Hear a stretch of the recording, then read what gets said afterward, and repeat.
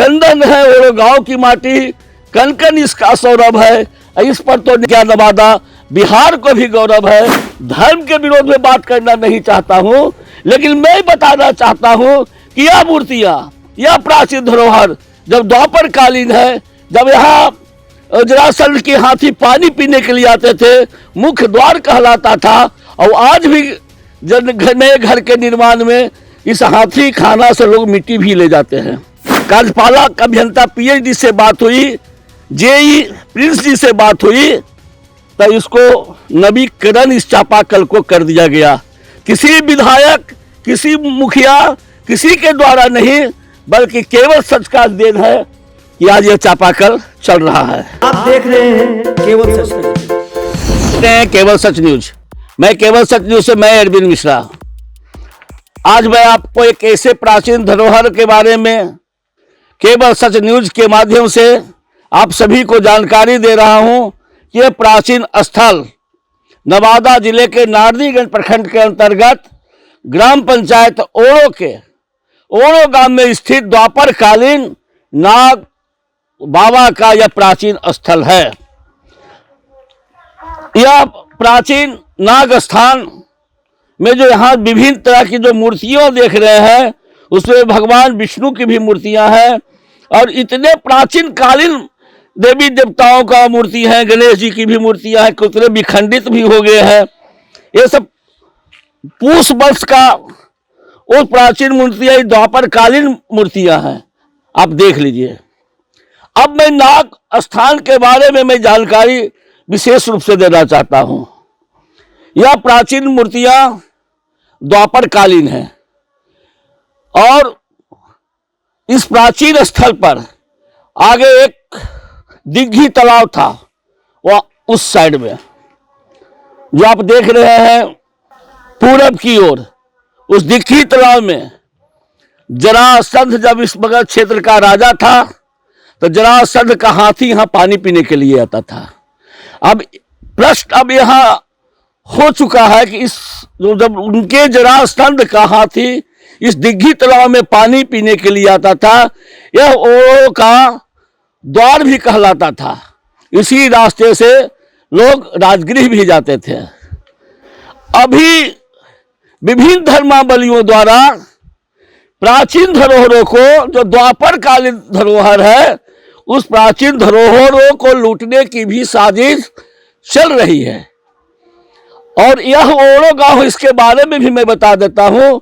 जब यहाँ के प्रथम जिलाधिकारी नरेंद्र पाल जी थे, तो जबरन इस प्राचीन मंदिर को, मूर्तियों को ले जाने के लिए पूरे दल बल के साथ आए थे। अब प्राचीन मूर्तियों को ले जाने के लिए उन्होंने जो ही प्रयास किया, तो इस गांव में किसी भी जाति, किसी भी वर्ग के लोगों को अच्छा नहीं लगा कि हमारे गांव की अस्मिता, हमारे गांव ओड़ो का धरोहर को, प्राचीन मूर्तियों को हमें ही रहेंगे लेकिन ले जाने नहीं देंगे। और इतना ही नहीं, ग्रामीणों को इतना आक्रोश हो गया नरेंद्र पाल जी से, उनकी गाड़ी वगैरह भी ठेल ठाल दिया। और अंत में जब मूर्तियां ले जाने में असफल रहे तो उनको नरेंद्र पाल जी को बैरंग लौटना पड़ा। यह ओड़ो की यह क्रांतिकारी धरती है। और ओड़ो में एक नहीं, द्वापर कालीन कई धरोहर है और कई मूर्तियां हैं, प्राचीन मूर्तियां हैं, जो इस गांव के ऐतिहासिकता के बारे में स्वर्ण पन्नों में इतिहास सुरक्षित रखे हुए हैं। लेकिन मैं अभी पहले जो मैं बोल चुका हूं कि विभिन्न धर्मावलंबियों द्वारा इसको बुद्ध की मूर्ति कहा जा रहा है। यह पूरा मूर्ति जो है इसे भगवान बुद्ध का है। पहले बुद्ध हुए थे या भगवान श्री कृष्ण हुए थे? द्वापर कालीन मूर्तियां हैं, तो भगवान बुद्ध की मूर्तियां कहां से आ गई? कितने वर्षों के बाद भगवान बुद्ध का अवतरण हुआ? मैं किसी धर्म के विरोध में बात करना नहीं चाहता हूं, लेकिन मैं बताना चाहता हूं कि यह मूर्तियां, यह प्राचीन धरोहर जब द्वापर कालीन है, जब यहाँ जरासंध के हाथी पानी पीने के लिए आते थे, मुख्य द्वार कहलाता था। और आज भी नए घर के निर्माण में इस हाथी खाना से लोग मिट्टी भी ले जाते हैं। और इस प्राचीन धरोहरों को अपना बुद्ध की मूर्ति बताकर इस गांव के ग्रामीणों को डाइवर्ट करने की एक बहुत बड़ी साजिश है। और प्राचीन धरोहरों को अपना अथी बताकर कि हमारा धर्म के ये मूर्तियां हैं, बिल्कुल सरासर गलत है।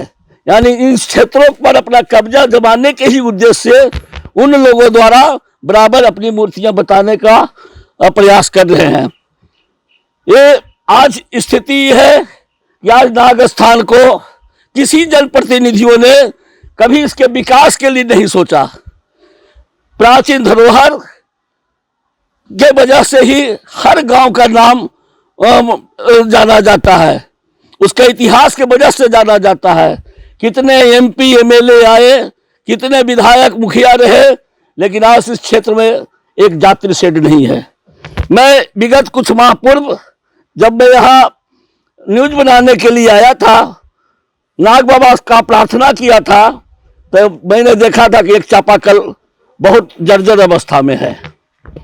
और जबकि इस क्षेत्र से कई लोग पानी पीने के लिए सैकड़ों गांवों से जुड़ा हुआ है और लोग पानी पीने के लिए भी घोर अभाव उनको झेलना पड़ता था। मैंने जब न्यूज लगातार चलाया, फिर कार्यपालक अभियंता पीएचडी से बात हुई, जेई प्रिंस जी से बात हुई, तो इसको नवीकरण इस चापाकल को कर दिया गया। किसी विधायक, किसी मुखिया, किसी के द्वारा नहीं, बल्कि केवल सच का देन है कि आज यह चापाकल चल रहा है। अब ओरों के ग्रामीणों को तय करना है कि जिस धरोहर के लिए उन्होंने नरेंद्र पाल जैसे जिलाधिकारी को यहां से बैरक वापस कर दिए और अपनी एकता अखंडता को कायम किए, क्या पुनः इस गांव के ग्रामीण वासी पुनः अपने धरोहर को संजोगने के लिए और इसको विकास के लिए संरक्षित करने के लिए आगे आएंगे, या तो आने वाला समय बताएगा। लेकिन ऐसे प्राचीन धरोहरों को यहाँ से हटाने की जो साजिश की रही है, इसके लिए ग्रामीण को भी, इस क्षेत्र के ग्रामीण को, यहाँ के जिला प्रशासन को, मुखिया जी को, इस क्षेत्र के माननीय विधायक को, सभी को जगना पड़ेगा। क्योंकि चंदन है और गांव की माटी, कन कन इसका सौरभ है। इस पर तो क्या नवादा बिहार को भी गौरव है। ऐसे गौरवशाली अतीत को, इतिहास को मिटाने की साजिश कर रहे हैं। इसके लिए आगे इस गांव के ग्रामीण क्या करेंगे, प्रशासन क्या करेगा, ये ज्वलंत समस्या है। मैं केवल सत्य प्रेस से, मैं अरविंद मिश्रा।